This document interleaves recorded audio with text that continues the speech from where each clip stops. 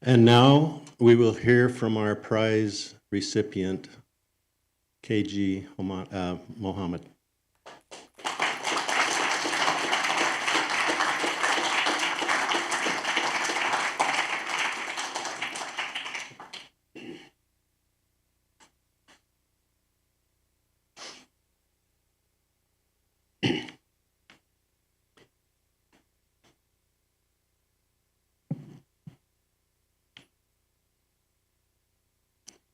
Dear brothers and sisters, warm greetings to everyone. Standing before you on this podium in this lovely evening, as the recipient of Seacology Award 2024, it's like a dream, a thrilling experience indeed. The decision of Board of Directors, communicated by Mary Randolph via a brief video chat a few months ago, was indeed a pleasant surprise for me and my family. For a moment, I felt speechless. It made me recall the yesteryears, the struggles and the woes that seasoned me to face the challenges that surprisingly became my best companion, encouraging me to spare the time and energy for social service. I take this opportunity to express my profound thanks to the Seacology Board of Directors for adjudging me the winner of prestigious award. In consideration of my voluntary services in the field of protecting and preserving the natural and cultural heritage of my island. More than an individual accomplishment, I consider this international recognition as an achievement made possible due to the unwavering support of my like-minded colleagues under the banner of Minicoy Development Society with the guidance of CARES. I express my thanks to the Maswaringi Jamaat, that is Minicoy Fishermen Society, and the village movements who supported in the efforts to create awareness among the people. Their effort to create awareness among the people has been sincere and immense. I share the credit of winning this prestigious award with my colleagues and altruistic supporters.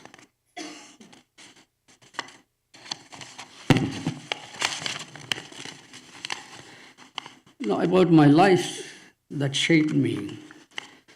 I was born in a poor family, and my mother used to go and work in rich people's houses to feed us. However, she was very, she thought that her children should get educated. When I was selected to join the senior secondary school, higher secondary school in Kavarati in 1965 or 66, I didn't like to go because till then I had not seen any place at all except my island. So I was a little worried, and I told my mother, please go and tell the headmaster that you are not willing to send your son. She came to the school, so I was very happy. But when I returned after school, after last bell of the school, when the school was over, classes were over, and I asked my mother, what happened in the school? She told me that she has told the headmaster that you should be sent to Kavarati at any cost. So all my hopes were gone. However, after joining the school in Kavarati, I felt that my mother had taken the right decision. Since childhood, I was interested in, gathering people of my age, children, and then playing games and running here and there, and most of the time swimming. And also, as children, we had small poles and then for fishing. So we used to spend the time like that. But once we were admitted to the school, all our freedom was gone. So things changed a lot. But a surprising thing happened at the time of joining the school. Our age was referred to some incident, the birth, date of birth. So we didn't have a date of birth. The school wanted to admit children, and they put some date so that all children, have the age prescribed for admission. So I too was given a date of birth that was artificial. And then later on, I came to know that everybody was born on the same date. So if we wanted to celebrate our birthday, then we will have to gather in a place, in a large area, and then celebrate. So all these funny things had happened in my childhood. And then people really, wanted me to, work in different fields because I have been very close to them. And, today you see me wearing the traditional, dress. This is the dress used for performing lava dance, drum dance. Now, I revived it in the 80s. Now, when I was given the responsibility of reviving the dance, then I thought, I cannot simply direct the people to do the thing themselves. I must be a participant. So I involved in this as a team member, later as the team captain, team leader, and then, I myself, though I was a government officer, I myself wore this uniform and performed the dances for receiving VVIPs on several occasions. And I had gone to Delhi to present the dance on an IITF program, International Trade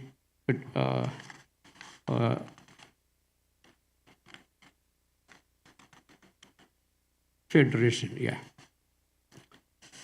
Now, the first club, sporting club in Minicoy was actually started by me. It was named Phonghilol Friends Club, shortly. Its abbreviation FFC. And I myself stitched the uniform for the boys.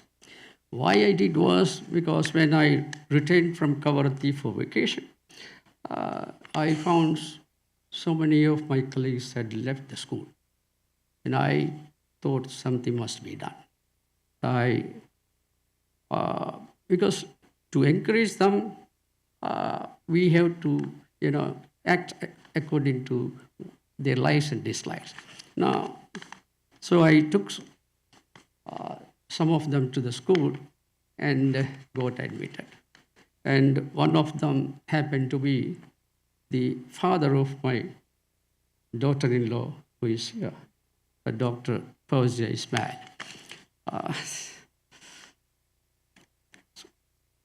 Then I got a lot of opportunities to interact with many people who went for research work, and also with the administrators. I still remember how Dr. Lothika Varadarajan, who did the research on boat building, there was a special type of boat building in Minicoy and other islands. They used coir rope to tie the planks. So that was the subject she researched upon. And for administrators, Omes Shaigal and Wajahat Habibullah had also inspired me a lot. Now, when I got so close to them because I used to be the mouthpiece of them. I had to translate whatever they wanted to tell to the people. So it was really a tiring job, yet I enjoyed. Now, in the field of creating awareness regarding the environment, ecology, we, like-minded people, got together and discussed what can be done for our people, for our island. And we decided to form an NGO. And it was established in the 70s on a very auspicious day in the presence of Kushwant Singh, a columnist. Now, after that, we were functioning in a rented room in a madrasa. Later on, we started kindergarten and admitted small children. We appointed teachers, and we did so many works to create awareness among the people regarding education and environment and all of the matters. Now, in the field of creating awareness, environment awareness, we got a lot of support from the schools, especially Navodaya school, principals, Mrs. Stella and Mr. Benny Joseph. Now, all these programs were actually made possible by the support of Dr. Vinita Hoon. Now, I once wrote a play titled Protect Us to Protect You. All the characters were fishes, octopus, turtle, and one animal living on the land, the crane. Crane in the drama is a fellow who had made a research in the Sundarban in Kolkata, and he took doctorate, the Dr. Crane. And he is the one who is listening to the grievances of the animals living in the sea. So when they were discussing about the hardships due to the human intervention, the crane told them that you think you are suffering because of human intervention. We too are suffering. We are not different at all. So the drama was presented by school students on the day of celebrating National Minicoy Fest. A lot of people were there to see it, and everybody liked it. Now, we have received a lot of support from Masweringi Jamaat, that's the Fishermen's Society. They supported us for setting up a locally managed marine areas. I must appreciate the role played by Mr. Hasanachi as the president of Minicoy Fishermen's Society. Now, coming to the shipwrecks. Now, in the ancient times, we had no lighthouse, nothing, no electricity. So after uh, ships, frequently started, uh, passing through that area. Minicoy actually is situated on a international trade route. So a lot of ships used to pass from there. Now, what happened? A lot of shipwrecks happened. Now, at that time, British was ruling India, so they made a proposal for constructing a lighthouse. Now, initially, it was rejected. Later on, it was approved, and an elegant lighthouse was constructed in 1885. And people thought thereafter such incidents would not occur. But when I was 5 years old, a shipwreck happened. And I saw it with my eyes. It had come up to the land. Now, however, that ship was towed to safety, to the deeper sea, and it went off. Now, the shipwrecks were not much known to the people. They saw some parts, projecting out from the sea. That's all. Now, later, someone from mainland, he came with some people and started shipbreaking. Now, and he was carrying all the stuff to the mainland and selling. Now, I thought, this is not good, because they were destroying the corals. Corals go on the coral colony that was being destroyed. So I spoke to my friend and colleague about what can be done. Then he said, he was at that time holding the additional charge of science and technology unit. So he said, we can do. And then I supported him in drafting letters to the authorities.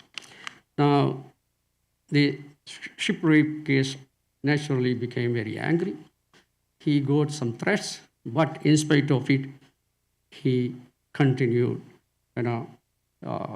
writing and communicating with the authorities. Of course, I supported him a lot. At last, shipbreaking was banned, and shipwrecks were declared as, protected areas.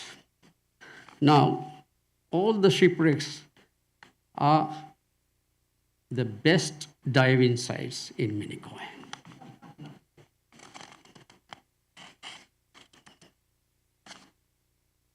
Now, we have organized many beach cleaning and marine debris studies. Now, whenever we conducted such programs, we made it a point to involve children, teenagers, and elderly people also, so that they have different opinions. And when we discuss things, sometimes very, very important ideas come from them. So, and when they participate in such programs, they themselves become responsible. Now, we can keep on talking, but doing actually, making whatever we think, practical, like, it's quite difficult. So we have been able to inspire youngsters, so that they started involving in all such programs, and that's something is very, very satisfying. And it was in the 80s, I remember, that I came across a young woman on a passenger ship. Being strangers, we didn't communicate each other, That's natural. And after a few years, same person came to my office and introduced herself. She was none other than Dr. Vinita Horn. She's there. Now, she inspired me a lot probably because she found in me a like-minded guy. Truly, our meeting was a turning point in my life. The artifacts that I had collected till then, including the remains of Buddhist era, were lying just behind my chair in the office. I was eagerly waiting for someone to explore the possibility of opening a museum, lest my efforts would go futile. Some people, including my relatives, thought that I was crazy. For them, the items collected from here and there were all rubbish. Now, at the same time, many people feared outdated old items, mainly due to my personal attachment with them. While working together as part of a project, Dr. Vinita Hon made a suggestion. She told me that she would make a sincere effort to help me. I was overwhelmed when she got the required funds from the Seacology through her own organization, CARES, in exchange for a covenant for conservation of sensitive marine areas for a prescribed period. The MDS, as the most active registered NGO, running a kindergarten, agreed to take up the project with due seriousness as the caretaker and the movements, village movements, they are village heads, they extended their wholehearted cooperation. At last, the dream of a museum became a reality when the Maliku Natural and Cultural Heritage Museum was inaugurated, by the then Honorable Administrator. I was on a cloud. Once again, I wish to express my sincere thanks to the Seacology, particularly Paul Cox and Ken Murdoch, and all those who have encouraged me and given me strength to render service for the preservation of nature and culture of my island. This includes my parents, my wife, children, and other relatives. It's high time we found ways and means to make the earth greener and safer with the knowledge and encouragement that's being given by the Seacology all around the world. Now, I think people all over the world have to join hands to fulfill the goals set by NGOs like Seacology.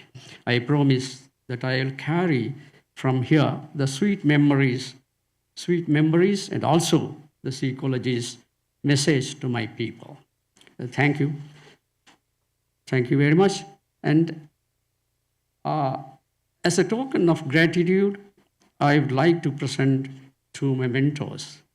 One, the model of sailboat on behalf of whole Lakshadweep, and the other, Buddy, that's a vessel made of coconut shell used by the tree climbers for collecting nira, the sweet toddy, on behalf of Minicoy, my natural island. I humbly request the Ken Murdoch to please come and receive the mementos. And I request Dr. Vinita Hon, Rebecca Haggett, my son Mamoon Abdul Rahim, and daughter-in-law Dr. Fazia Ismail to bring the mementos to the stage. Please. Please.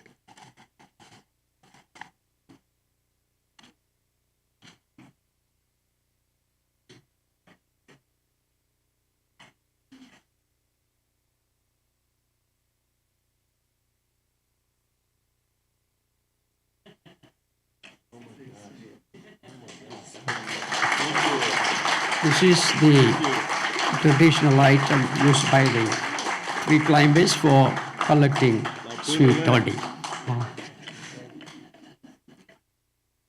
The Samoan culture to Yes. acknowledge a gift. Okay. Is it okay if I sit it? Yeah. This is a sailboat used by other islanders in Lakshadweep, not Minicoy. So on behalf of people living in other islands in Lakshadweep, I present this to Seacology.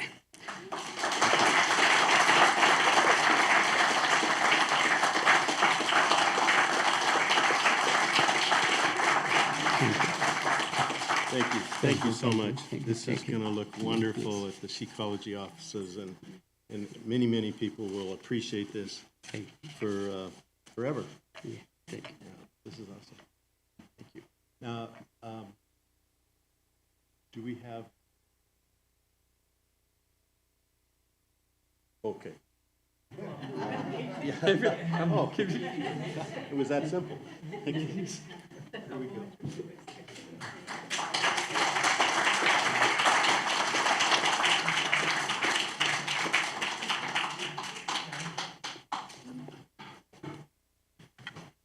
Yes, we'll have our board members that are available come up to the front, and we would like to officially, actually, I want to